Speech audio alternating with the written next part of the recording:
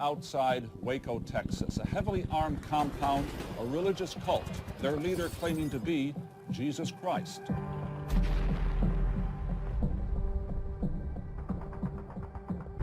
Well, howdy, y'all. Welcome back to the Texas Talking Podcast. I'm your host, Teresa Holbrook O'Dowd. Welcome to episode 5. I want to apologize for my delay in posting this episode. We should have posted back around June 15th, but as fate would have it, my first granddaughter was born, and well, I was kind of busy. But I'm glad to be back with you today to bring you the podcast all about Texas. In this episode, we're going to go back in time to 1993, Waco, Texas, where we will find the agents from the Bureau of Alcohol, Tobacco, and Firearms, better known as the ATF, and later agents from the Federal Bureau of Investigation, or FBI, tangling with a group known now as the Branch Davidians and their leader, David. What began with the ATF agent serving an arrest warrant on Koresh at the Mount Carmel location, approximately 13 miles northeast of Waco, ended 51 days later with fire destroying the Mount Carmel structure and killing all 80 occupants inside. It was the most controversial clash between U.S. law enforcement agents and American citizens to date.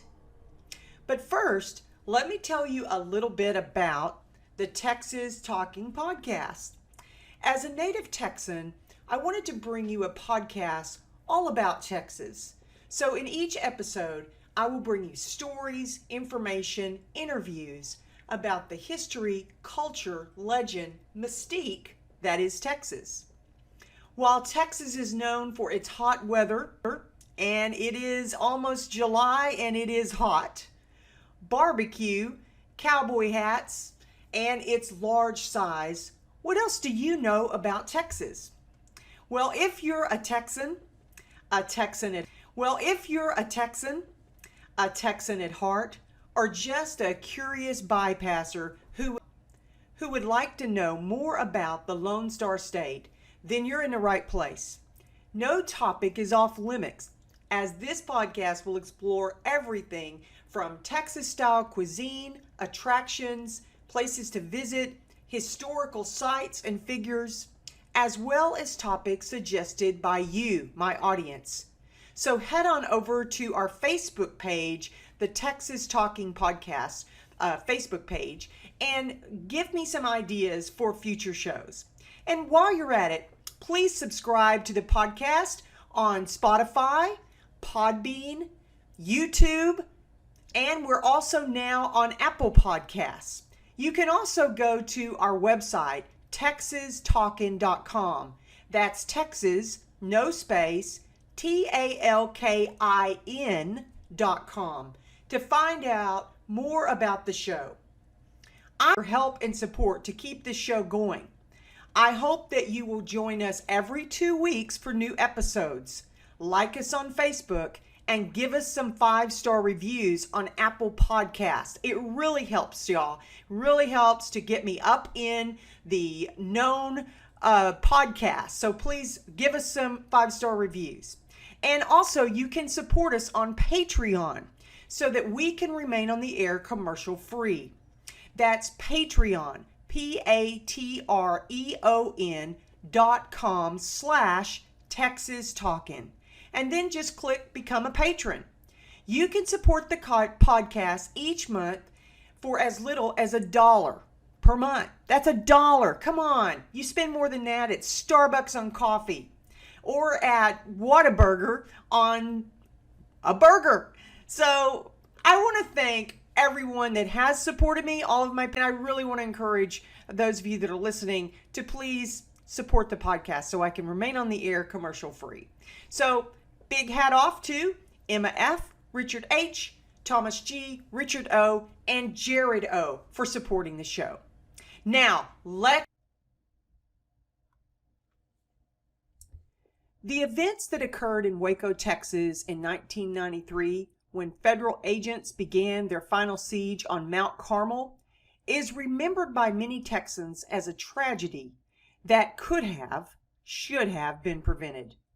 But what happened on that fateful day of April 19, 1993? What were the events that led up to the final confrontation? And what have we learned that can prevent the same thing from happening again? First, let me provide you with a little history lesson on the community of Waco. Waco is the county seat of McLennan County in north central Texas. Today, Waco is best known for its ties to the popular TV show Fixer Upper, in which hometown celebrities Chip and Joanna Gaines flip houses. Waco is about an hour and a half from Dallas or Austin, Texas, and it is also home to the famous Baylor Bears, Baylor University, and the Dr. Pepper Museum. The software drink was first bottled in Waco by a native Texan, Charles Alderton. He was a young pharmacist, and he worked at the Morrison's Old Corner Drugstore in Waco. And according to the Dr. Pepper Museum website, which I will include a link to on my website, texastalking.com, Alderton spent most of his time mixing up medicine for the people of Waco. But in his spare time, he liked to serve carbonated drinks, as many pharmacists did, at his soda fountain. But more on that topic in a future podcast. Waco also lies on the Brazos River and was founded in 1841 on the site of the Waco, spelled in Spanish Hueco, and pronounced Waco, Indian village near a Texas Ranger fort in the farming and plantation area that is now Waco, Texas. The history of the Branch Davidians began in Waco in 1935 with Victor Hudov. Hudov was a Bulgarian immigrant and a Seventh-day Adventist living in Southern California, and he had some reform ideas for the Seventh-day Adventist Church. He had broken from the Adventist Church after presenting his views to the elders, and they were kind of contrary to the church's basic teaching. He and 37 of his followers moved 2 miles from Waco to establish the Mount Carmel Center. His group became known as the Davidians. When Hudov died in 1955, his wife Florence took over the leadership of the group. Now, this is important to understand who David Koresh is and how all of this came about with the FBI. Florence was convinced that there was an apocalyptic event about to occur. In fact, she predicted that it would occur in 1959. And this apocalyptic event would restore the kingdom of David of Israel. So she and her council began gathering hundreds of their faithful followers at the Mount Carmel Center. For the fulfillment of this prophecy is written in Ezekiel 9. When the anticipated apocalypse did not occur, many in the group were disappointed. And this allowed for member Benjamin Roden to take control of Mount Carmel and form another group, which he called the Branch Davidians. When Benjamin Roden died in 1978, he was succeeded by his wife, Lois Roden. But some of the Branch Davidian members were torn between their allegiance to Lois or to Benjamin and Lois's son, George. George took over as leader of the group after his mother died, but his reign was short-lived, as less than a year after becoming the Branch Davidian leader, Vernon Howe rose to become the group that supported Lois. Howe had come to the community in 1981 while Lois Roden was still alive, and according to sources, he had engaged in an affair with Lois, who was in her late 60s, while Hal was in his late 20s when the affair began. He wanted to have children with Lois, who, according to him, would become the chosen ones. Of course, this started a power struggle between George Roden, Lois's son, and Vernon Howe. It got pretty messy, something you can read all about online in the Wikipedia article on the Branch Davidians. To make a long story short, Howe and a few of his followers raided Mount Carmel equipped with semi-automatic rifles, and an ensuing court case occurred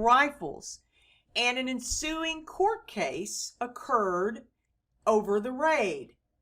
Eventually, Howe acquired the position of spiritual leader from Roden, and Howe changed his name to David Koresh.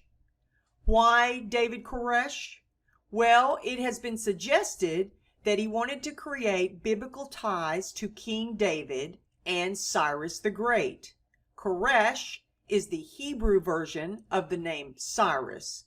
Koresh set out to create a new lineage of world leaders, a practice that would later serve as the basis of the child abuse allegations that the ATF claimed contributed to the siege on Mount Carmel. Koresh's teachings centered around Revelations 5:2. He identified himself as being the lamb mentioned in the passage that most Christians believe symbolizes Jesus Christ. But Koresh never claimed to be Christ. Instead, he suggested the lamb would come before Christ and pave the way for the second coming of Christ. Koresh encouraged his followers to study the 7 seals, which is in Revelations. He preferred that his followers be called students of the 7 seals and not the Branch Davidians. But when the 1993 Waco Siege and Standoff occurred, the media would refer to David Koresh and his followers as the Branch Davidians. Sometimes the Koreshians, but I never heard that term, but I did find it in my research. So they were only partially correct. The cult, actually called or known as the Branch Davidians, is an offshoot of the Seventh-day Adventist Church. They broke off from the church and moved out here from Los Angeles back in 1935. But despite the longevity of the cult in and around the Waco area, very few Waco residents that we spoke with had ever even heard of this cult before today. Now, most of the world did not know who David Koresh was, probably didn't even know he existed, before the ATF attempted to execute a search warrant on him at Mount Carmel on Sunday morning, February 23rd, 1993.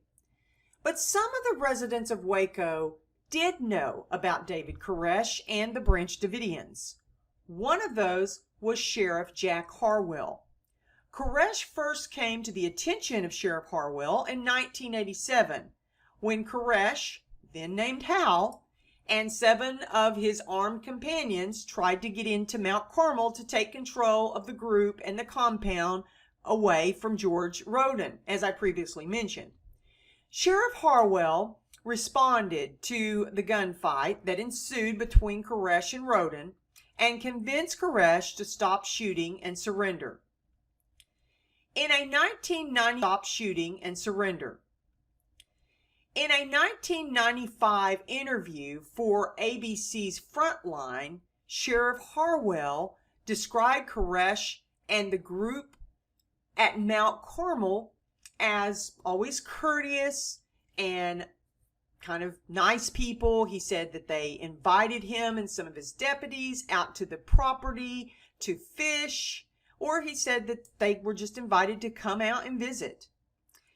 The way they kind of looked at the property, though, according to Harwell, was it was kind of like their own country. In other words, they really protected their property. Well, you had a bunch of women, children, elderly people, They were all good people.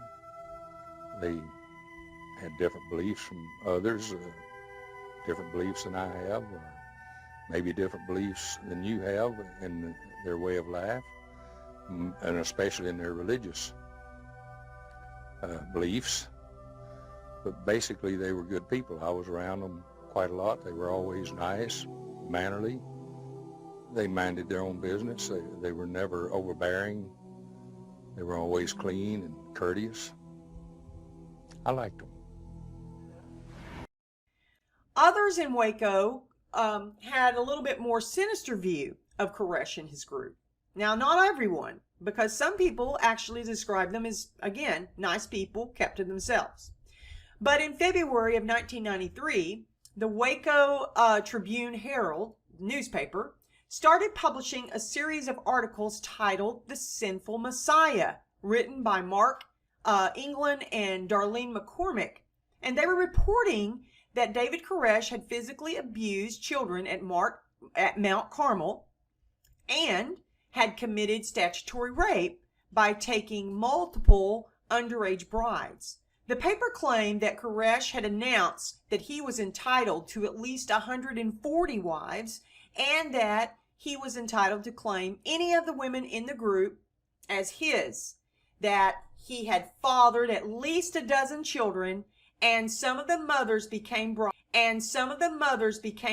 as young as 12 or 13 years old. Now, many of these claims were thought to be true, and many of these claims were proven.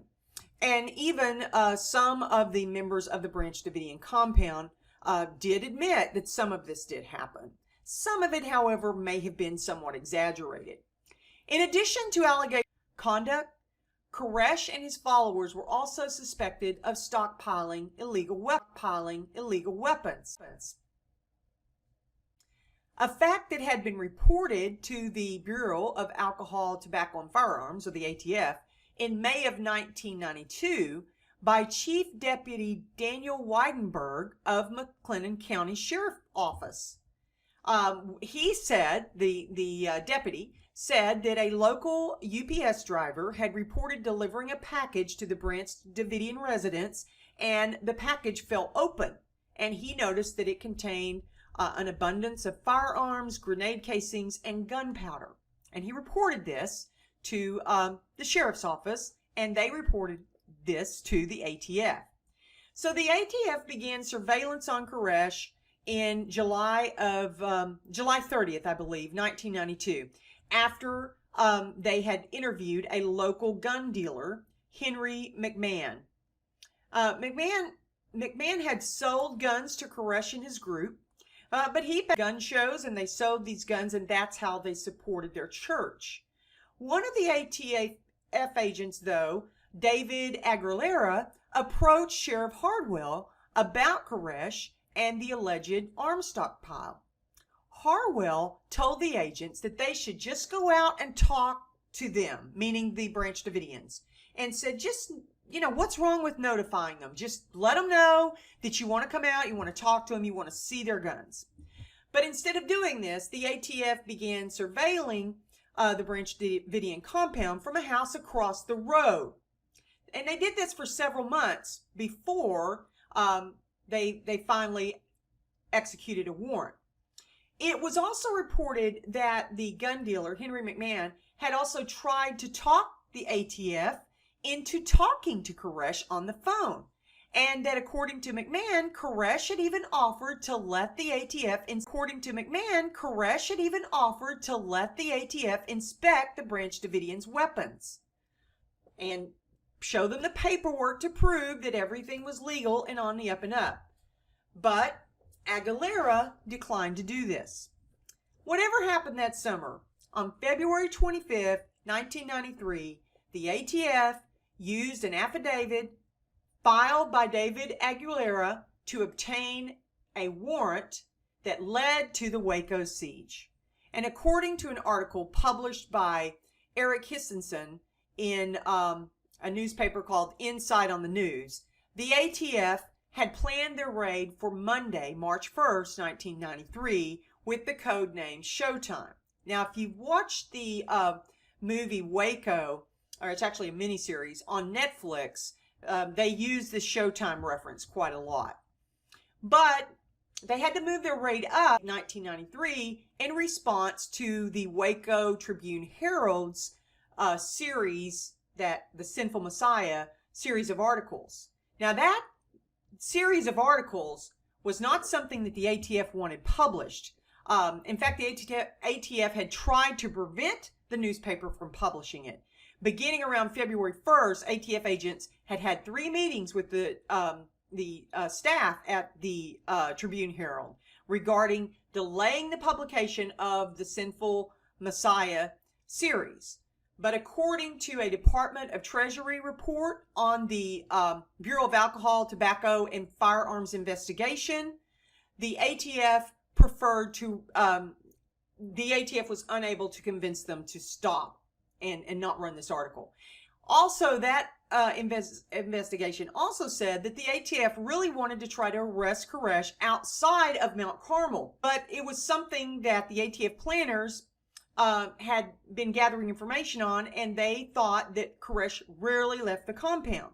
Now, according to the planners, they received inaccurate information because there were plenty of people in Waco, local people to Waco, that said that members of the Branch Davidians, including David Koresh, attended lots of local events, frequented local businesses, had cordial relations with locals, including attending gun shows, which again was how they reportedly had supported their church.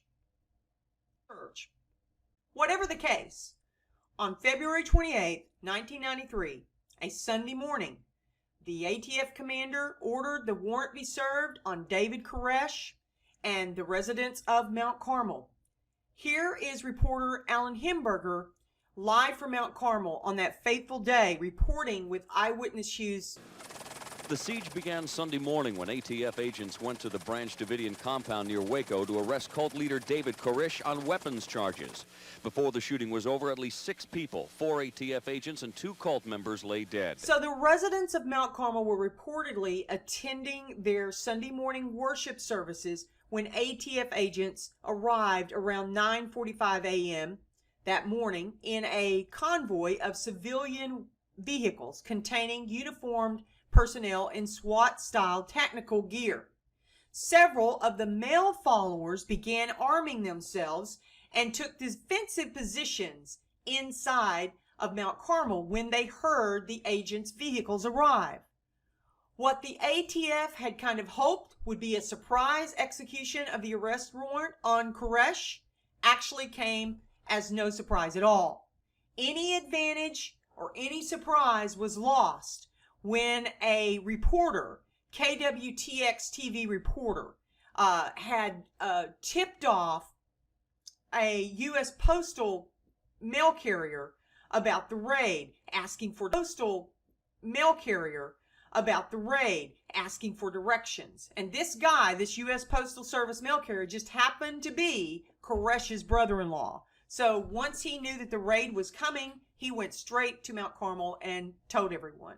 Interrupted their service, and that's kind of what prompted some of the followers to take arms. Now, the women and children were told to take cover in their rooms, and Koresh told all of his followers that he was going to go outside and try to speak to the agents. Now, what happened next has been greatly debated. ATF agents stated that they heard shots coming from within the compound, prompting them to shoot into the compound, while the Branch Davidian survivors claim that the first shots came from the ATF agents outside. We do know that there were some dogs outside that belonged to the Branch Davidians, and those dogs were shot. Possible that ATF agents maybe had a misfire of guns or were shooting the dogs so that they could get in better position around the Branch Davidian compound, and that's what the Davidians heard, and then of course the Davidians started shooting. Who knows? Whatever the reason, a firefight ensued between ATF agents and several of the armed Branch Davidians. In all, 4 ATF agents, Steve Willis, Robert Williams, Todd McKeon, and Conway Charles LeBleu were killed during the firefight, along with 16 other officers being injured. 5 Branch Davidians were killed in the raid: Winston Blake, Peter Gent, Peter Hipsman, Perry Jones, and J. Dean Wendell. Nearly 6 hours after the 11:30 a.m. ceasefire, Michael Schroeder was shot dead by ATF agents who allegedly fired at Schroeder when he was attempting to re-enter the compound. During the first shots, Koresh was wounded, shot in the hand and stomach. In a minute of the raid starting, Branch Davidian Wayne Martin called the sheriff's office, pleading for them to stop shooting. Martin asked for a ceasefire, and there are audio tapes recording Martin saying, "Here they come again. That's them shooting. That's not us." Sheriff Lieutenant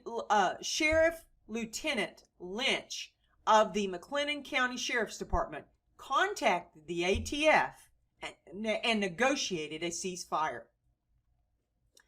The bloodiest Hello, is this Wayne Martin? I hear gunfire. God almighty. Hello? Wayne? Tell him to pull back! What? Tell him to pull back! Are you returning fire, Wayne? Oh, shit. What's the matter? The first FBI agents on the scene listened to frantic 911 calls Return fire, Wayne. between a deputy sheriff and one of the Davidians. Wayne. If they don't back up, we're going to have to clean them off. Just remain calm. We're going to get it worked out, okay? The bloodiest and most controversial clash between U.S. law enforcement agents and American citizens was just beginning. The remaining 62 adults and 21 children refused to leave the Mount Carmel compound, and now the standoff with the government would begin. Before it was all over, 51 days would pass. David Koresh and his followers holed up in the compound, surrounded by hundreds of federal agents from the ATF and FBI, and a barrage of news media outlets would stand off for 51 days. At first, the Davidians had telephone contact with local news media, and Koresh gave phone interviews. Eventually, the FBI would cut Davidian communication to the outside world and set up communication between the FBI negotiators and the Branch Davidians. Communication would only occur between Koresh and a select few of his followers and a group of 25 FBI negotiators, including head FBI negotiator Gary Nesner. The FBI negotiators would eventually secure the release of 44 people during the standoff. At one point, Koresh and FBI agents came to an agreement for Koresh to surrender and for all the remaining Branch Davidians to come out peacefully. To secure this deal, the FBI had to agree to broadcast a tape of Koresh to a national radio audience. Here is a recording of that tape played on Dallas radio station KRLD. The voice you hear, KRLD. I, David Koresh, agree upon the broadcasting of this tape to come out peacefully with all the people immediately. But even as negotiators tried to reason with Koresh and secure a peaceful outcome, the FBI commanders continued to ratchet up the pressure. The FBI commanders continued to ratchet up the pressure on the Davidians. Besides cutting the phone lines, the FBI cut off power to the compound and began moving their tanks closer to the complex. Eventually, negotiations stalled between the... Now, Channel 13, Eyewitness News, tonight. And good evening, friends. Right now, we just don't know. Despite his pledge to surrender over 7 hours ago, still no break reported tonight outside of Waco. Cult leader David Koresh apparently remains holed up in his heavily armed fortress, and we assume that negotiations with law officers continue. Our reporter Alan Himberger is there covering any and all developments, and he joins us now live. Alan, what do we know is the latest? Well, I'll tell you what, Dave, what we know is that it's dark outside that compound and that there is no official word as to what is going on inside. Now, about 90 minutes ago, a Dallas radio station, KRLD, declared that the siege was over, and they did that because of the visual that they were seeing, streams of cars coming out from near that compound. However, they have backed off that idea that the siege was over, and in fact, the siege appears to be headed towards day 4. Shortly after that broadcast, on April 19th, 1993, FBI commanders and the Attorney General of the United States, Janet Reno, gave the go-ahead to begin moving their tanks closer to the complex and to shoot tear gas inside the Branch Davidian compound to force the Davidians out. Amid the chaos, a fire erupted. The FBI blamed the Branch Davidians for starting the fire. The surviving Branch Davidians say the FBI caused the fire. The end result was that Koresh and 75 of his followers, including all of his remaining children, were found dead after the blaze. Many of the deceased had fatal gunshot wounds to either their head, chest, or face, authorities said. Koresh had a gunshot wound in the middle of his forehead. Among those killed in the chest and 2 other minors who suffered fatal blows to the head, according to the FBI. David Thibodeau, one of only 9 Branch Davidian members to survive the fire, told Time magazine in a 2018 interview that he believes the dead Branch Davidians were shot by FBI. The FBI claims no law enforcement officers had fired a single bullet since the initial shootout. Thibodeau also said that it is likely that some of the Branch Davidians may have shot each other to prevent a slower, more painful death in the fire. Who started the fire? That is still unclear. The Justice Department's lengthy report on the events at Waco and the 51-day standoff at the Branch Davidian compound that ended in fire was filed on October 1993, and it concluded that the fire was deliberately set by persons inside the compound and not started by the FBI's tear gas insertion operations. But on December 28th of 2000, a report was submitted by the 106 U.S. Congress, backed by the U.S. House Committee on Government Reform, that stated the decision to end the standoff on April 19, 1993 was premature, wrong, and highly irresponsible, and that the possibility of a negotiated end should have been further pursued. As for my thoughts on the 1993 Waco Siege, they have changed over the years. When I first heard about the FBI raid on the Branch Davidians, and it was actually the FBI took over after ATF agents were killed, I was greatly influenced by the news. I'd been listening to it on Dallas radio station KRLD. I watched it on TV.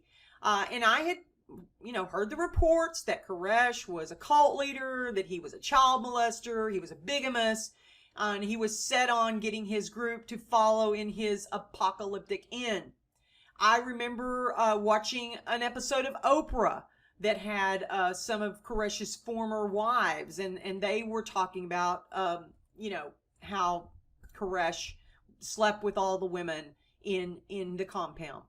I also remember hearing Attorney General Janet Reno testify before Congress as to why it was necessary, and this happened after the final fire, but she testified, why it was necessary for the FBI to using tanks and tear gas. All right, I would like now if the Attorney General would stand to be sworn in, please. Would you raise your right hand? Do you swear or affirm that the testimony you're about to give shall be the truth, the whole truth, and nothing but the truth? I do. Thank you. Clearly, a dangerous situation was becoming more dangerous, especially for the children.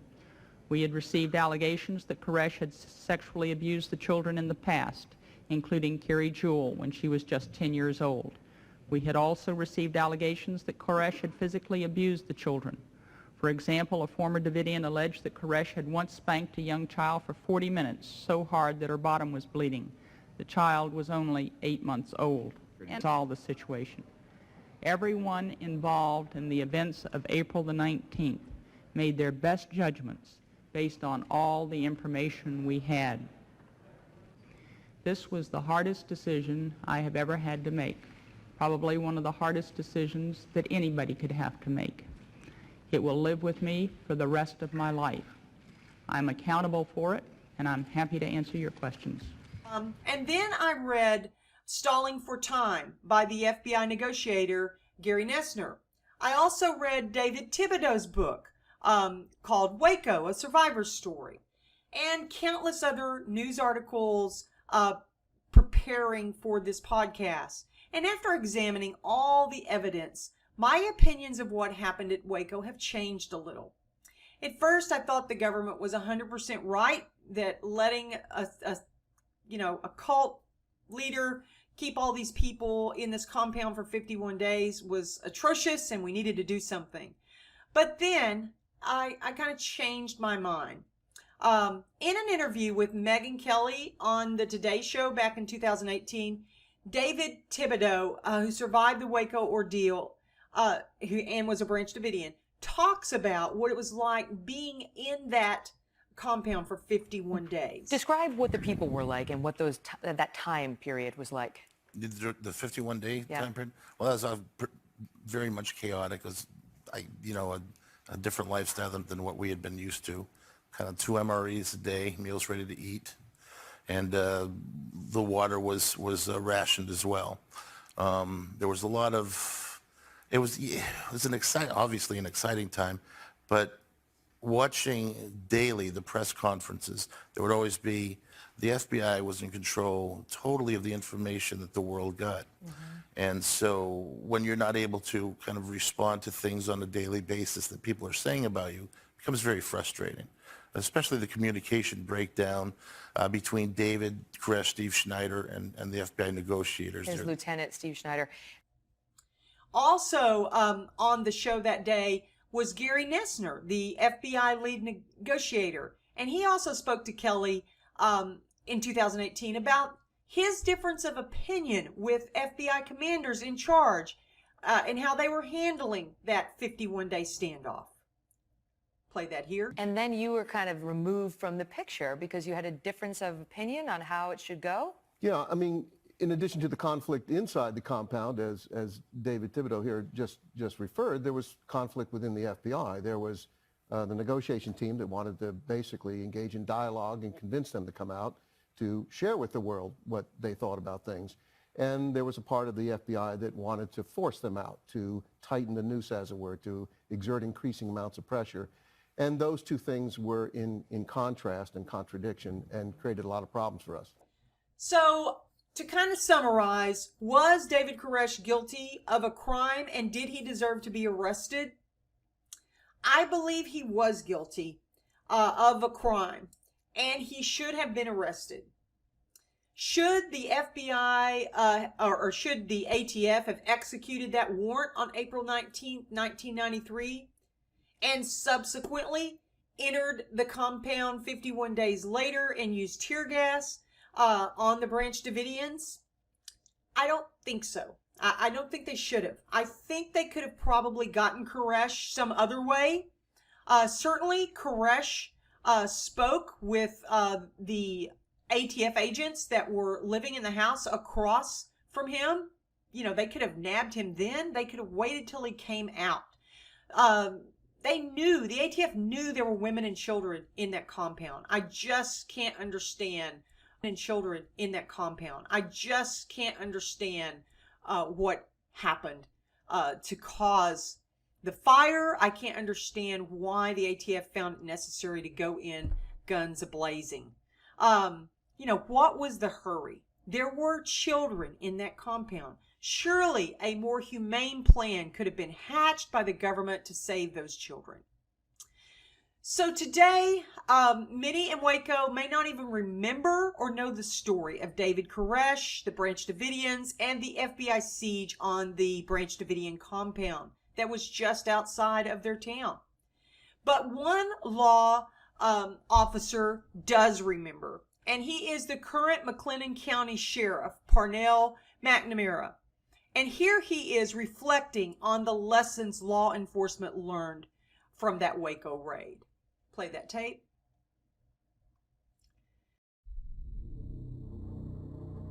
Well, the main lesson I think that all of law enforcement learned is to never underestimate a religious cult. I still find it hard to believe that some of that happened. Here in Waco, my hometown, did the government make mistakes? Sure, they did. And I think anybody will admit that. I don't think you would approach another compound in the same way that was done that day. I don't think anybody really realized the resolve of those people to stand by Koresh to the very end. It was just, it was mind-boggling that they did, because I really thought they would come out. So after reading about the events that took place at Waco, you know, you have to wonder, has the federal law enforcement changed? Commanders and agents of the FBI and ATF do receive more training in hostage and mass shooting operations today than ever before. There is more collaboration between agencies, and training and equipment that agents have access to has greatly improved since 1993.